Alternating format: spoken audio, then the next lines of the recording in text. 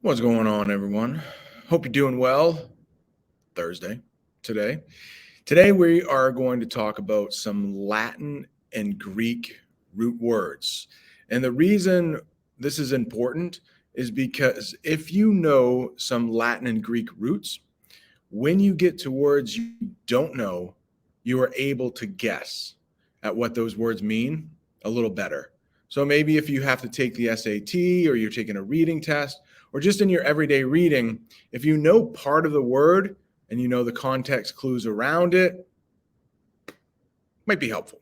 So let's take a look. And at the end, we'll have some words that just aren't related to Ject. Ject is the root word we'll be studying today, and it means to throw, to throw. So let's take a look at some of these words. They are also on the board. That really doesn't help us now, does it? So the first one right at the top here is dejected. Dejected. You can see that means to feel sad, to feel thrown down in spirit. If you look at that picture, there's clearly a sad face there with a tear. And here is a example sentence. Maybe one you'll see on the quiz. I don't know. After failing her math test, Rachel felt pretty dejected. You might hear the sad Charlie Brown music in the background. If you ever watch Arrested Development, that's a running theme there. Sad music playing when somebody gets dejected. Maybe somebody's boyfriend or girlfriend broke up with them. They would feel dejected. We're going to get to rejected soon, which is a little bit different. All right, the next one. This should not be too bad, right? Eject, to throw out. And if I make that a little bigger, you can see that picture is something we don't even have anymore. That looks like actually it says a DVD drive. So I don't think DVDs even exist anymore. But I thought at first that was a floppy disk drive on a computer. But yeah, eject. Maybe you've heard of an eject button. If things go really badly with a pilot, they can eject out of an airplane. Back in the day, we had tapes, CDs, DVDs. Those things had to be ejected. Now, I don't know. Video games, maybe. I know you can download those right to the console, but maybe it takes up too much memory. So eject. Yeah. Oh, yeah. Like maybe a sporting event. Maybe there's a loud fan there. Maybe they've had too much to drink. They get ejected. They get thrown out. Hopefully that one's not too bad. A lot of these are going to be review, just so you can kind of remember Ject has something to do with throw. So the next one is injection. That makes sense, right? Injection, it's a shot or throwing medicine into the body by a needle. And I know a lot of people, it's very common, fear of needles. We are going to be going over much later phobias. Those are like extreme fear of something. That's a Latin and Greek root word that we'll talk about. But some people do have an extreme fear of needles. I'm not a fan either. I don't mind getting a flu shot. I don't mind having things injected into me. I don't mind that as much. It's having things taken out of me. I don't like having blood drawn. A needle poke for an injection, it's really quick. But getting blood drawn, I don't even like to talk about it. Hemo, actually, hemo is something you might hear with blood, but we'll discuss that one later. All right, the next one is jettison. Let me make that a little bit bigger. Jettison. That is to throw goods overboard, to lighten the load on a boat or a plane. You can see that picture there. It looks like some goods are being thrown out of a plane. And I have a sentence here for you. Because the area was occupied, the army had to jettison in supplies. Sometimes after a natural disaster, maybe a hurricane, there's just too much water everywhere and a helicopter can't land. So they might have to jettison the supplies in. So they'll fly over the area, drop them hopefully in a safe place. Maybe they're waterproof, but jettison, just like the picture shows right there. The next one, projectile, an object thrown into the air with great force. So this looks like a person in the army, and they're definitely throwing projectiles into the air. But even in the classroom, geez, this is why I'm always so worried. Don't throw things. Don't throw things. Anything. Then they become projectiles. But I think once you have children, you become a parent, you're just so concerned about eyes. So I mean, throwing a pencil, come on. Those things that I think we talked about in some classes. I had a pencil. I don't think you could see it, but I had a pencil. I was dumb. I put a pencil in my pocket. I was very busy, and I put a pencil in my pocket, and it was the lead side turned up, and I went to grab it. It stuck in my hand right here, the palm of my hand, and even to this day, I think. Where is it? Oh, it's right there. There's a little gray spot still, and that was like 20 years ago. So you can imagine what that would do to an eye. Parents are very careful. You only have one eye. It's not like you can replace it. All right, projectiles. I think parents are just inherently worried about things being thrown. All right, here we go. Reject.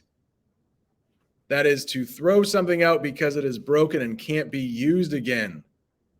So not that long ago, I got a new microphone, I thought, for my computer at home. Didn't work. I had to send it back. I rejected it. Basketball season starting up. University of Alabama, where I went to school. They're 3-0 right now. They will find a way to lose. But that happens all the time in basketball, right? The shot goes up, somebody rejects it. And we talked about the boyfriend and the girlfriend earlier. Oh, they don't even become your boyfriend or girlfriend yet. And then you ask them out and they say no. That is a rejection. So reject is the verb, something you do, but a rejection is a noun, a rejection. Maybe can you get a rejection letter? Maybe. If you don't, that's a harsh term to use, but if you don't get a job, you might get a rejection letter. Reject. All right, now this one is a little bit tough, I think.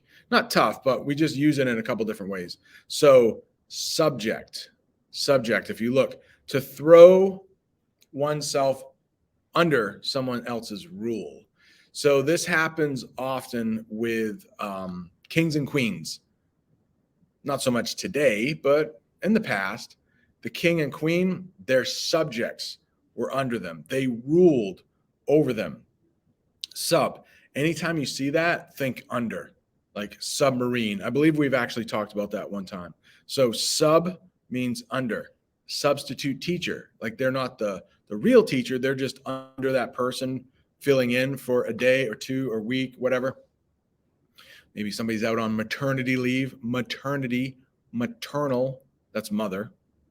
Maternity leave might be a longer sub there, but subject. How about this?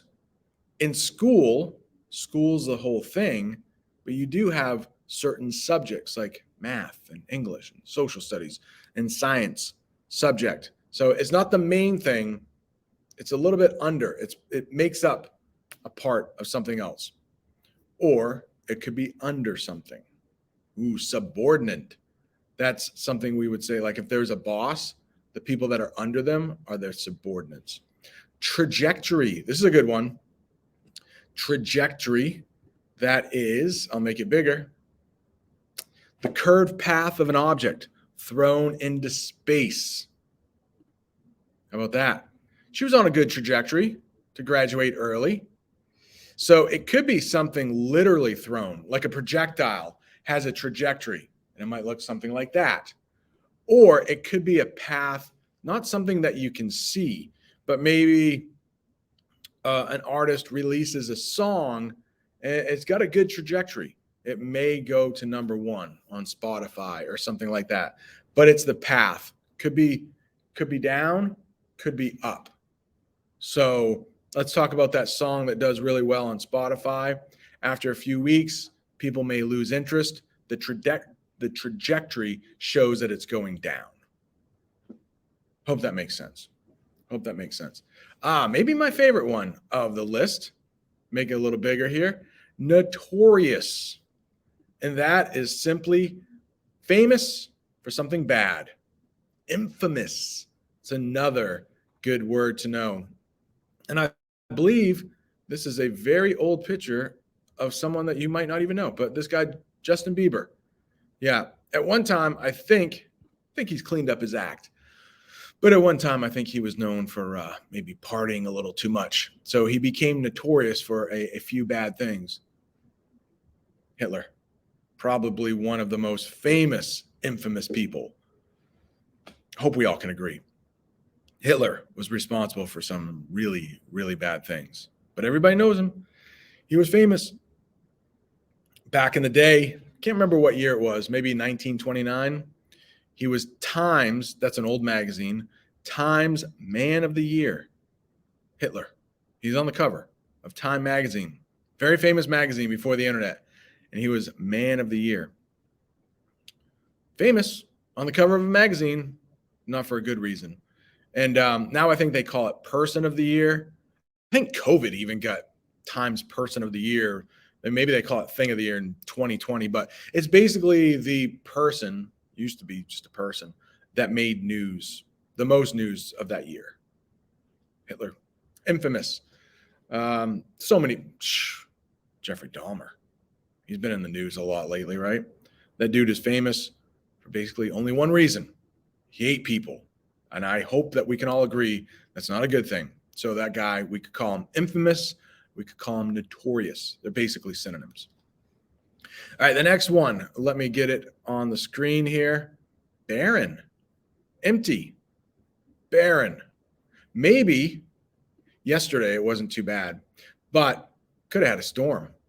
And a lot of times when there is a storm, if you go into the bread, milk aisle in a grocery store, those things are going to be barren. They are going to be empty. If you look at the picture there, that looks like a stretch of barren land. Not a lot there except some dirt.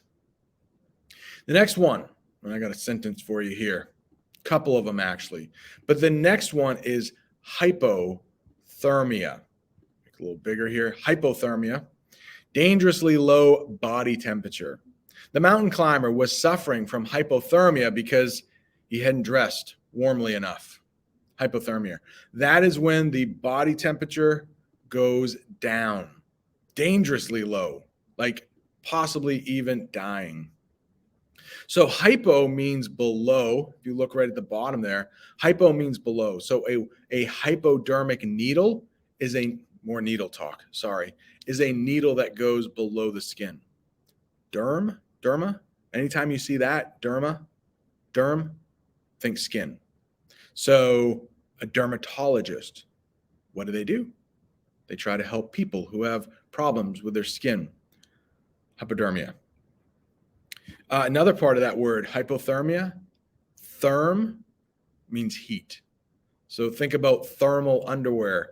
If you ever go out into the woods in the winter, maybe you're hunting, you definitely want to put on your thermal underwear.